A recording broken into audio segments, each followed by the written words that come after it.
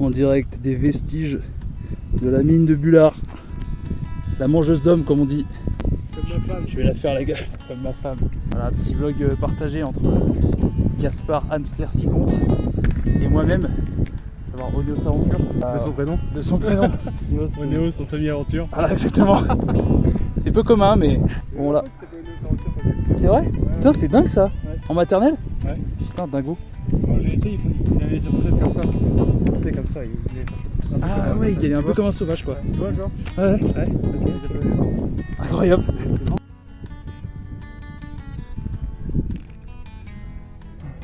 Ce qu'on voit derrière ce bel homme, c'est les restes du câble qui servait à acheminer le minerai vers le fond de la vallée.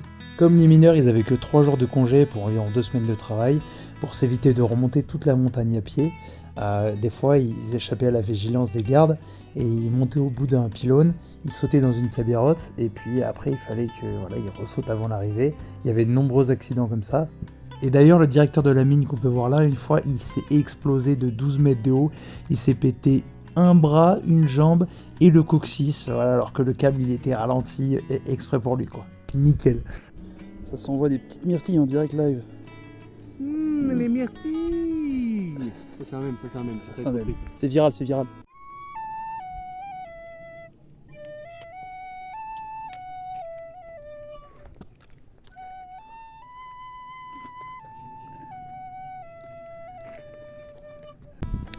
Il y a 5 minutes là. 5 minutes.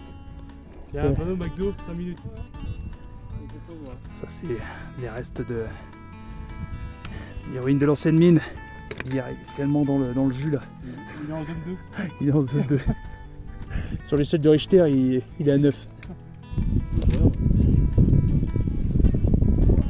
Voilà, là on est cuit là. On est cuit. Je te confiance à cet enculé pour On est cuit les enfants et là on va dormir là-bas là, sur le petit rebord là. Voilà, on voit rien. Ça a l'air vraiment d'être un endroit de mort quoi. C'est pour ça qu'on l'appelle la mangeuse d'hommes. Ça a tué des gens hein, ici, hein, ça se voit. C'est complètement sur du minerai de fer là, ça se voit, c'est oxydé. Mais pas du tout, c'était du zinc et du plomb.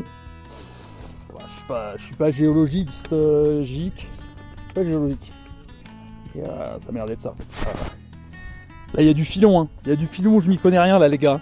Ça par contre c'est totalement vrai, le minerai était pur à plus de 65%. C'est pour ça que malgré les conditions très difficiles, le minerai était quand même exploité. Les gars ils sont détruits mentalement là. Il y a un écho de malade. Saucisson brioché, clé à molette. Waouh. Fais-moi des gosses. Et à l'époque, il y avait des pères de famille qui allaient mourir à la mine pour payer le loyer, le crédit de la baraque, Pour payer la faille de sociaux là. les études pour les gosses. Voilà. Ça a quoi? Ça apporte pas de sous, y'a pas de débouché. On te l'avait dit. On t'avait dit. Et moi, je suis à la mine. Tu vas venir avec moi, gamin. Ils montaient avec leur pioche là, putain. Bien ton fils, il doit habiller le gars, tu sais pas. Tu vas faire de la danse.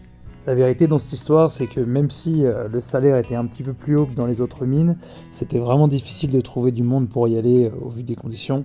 Et donc on y retrouvait beaucoup de gens qui n'étaient pas acceptés ailleurs, donc souvent des cheminots, il y avait aussi énormément d'Espagnols, et des gens qui vivaient dans des conditions misérables, souvent des familles nombreuses. Et voilà, gauche tout piche tout. Et alors, petite anecdote, on le surnomme le Machu Picchu ariégeois. Et oui, pour la simple et bonne raison que quoi? C'est un peu une gueule quand même. Il y a une petite ressemblance. Bah moi non plus. Ouais c'est vrai, j'en sais rien au final. Je suis vraiment con. Bon alors, petite historique de cette mine. Voilà. Mine la plus haute d'Europe, déjà, palmarès. Voilà. Deuxième coup, un filon extraordinaire, on l'appelait la reine des Pyrénées. Pourquoi? Parce que c'était le filon le plus pur des Pyrénées. Elle a été exploitée pendant près de 20 ans avant que le filon se tarisse. Ou alors que les syndicats se disent « Oh, il y a peut-être un peu trop de morts là les gars ». On sait pas trop, on sait pas trop. Ça c'est du vestige là. Les copains en bas. Et donc là, ce qu'on peut voir, c'était le baraquement des mineurs avec la cantine, les dortoirs, etc. Et il faut savoir qu'il y avait beaucoup de problèmes d'hygiène à cause du plomb, mais aussi à cause de beaucoup de personnes confinées dans un petit espace, sans forcément d'isolation. À ces altitudes-là, ça pardonnait pas. C'est magnifique les gars. Magnifique. Ils en ont rien à taper. Ils en ont rien à taper. Rien à cirer les gars. La plus haute d'Europe, 2400 mètres. Je ne donnerai plus mon avis sur ces histoires. Je ne pensais plus à ce vlog. Gaspard est très heureux en fait parce qu'il a pas peur et, Pas peur. et c'est pas glauque ici. C'est pas glauque. Je me chie dans le bazouzou. Et en plus le feu il s'allume pas du tout. J'ai pas de C'est une catastrophe. J'ai pas de pantalon de billard. Ouais, je n'ai rien là, c'est bon. J'ai pas chier. Bon, On a pris les pizzas.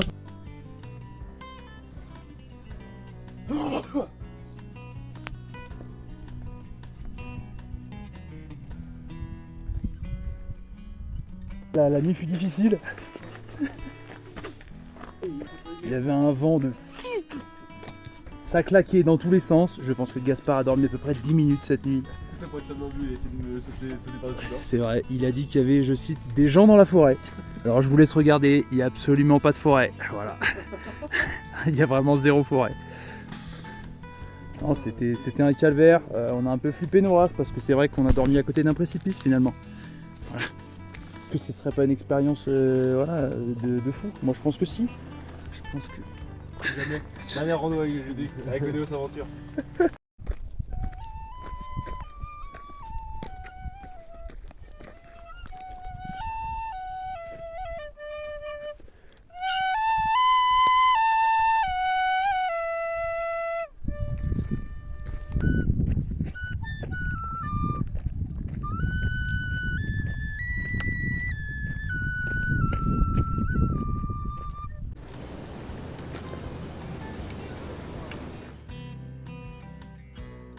Ouvre ta braguette et laisse dépasser une couille en gros.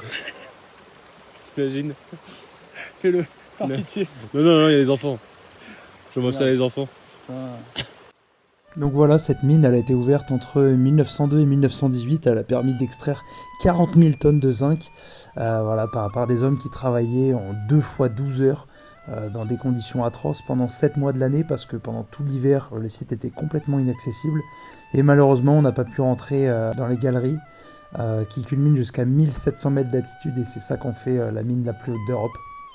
Donc voilà, je ne passerai bien évidemment pas par là pour mon expédition hivernale de traversée des Pyrénées. Mais bon, j'espère que vous avez kiffé parce que Gaspard et Alex, non, ils ne me parlent plus.